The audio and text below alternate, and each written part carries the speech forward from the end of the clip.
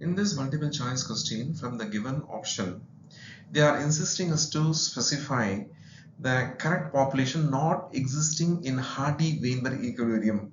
For this, let me avoid the wrong option to specify the correct option after giving the appropriate illustration.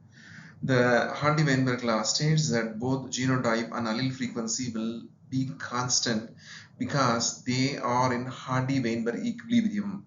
When mating occurs randomly in a large population in the absence of disruptive event, natural selection, recombination, genetic drift, gene migration, which is nothing but gene flow, and mutation are the five variables that influences Hardy-Weinberg equilibrium.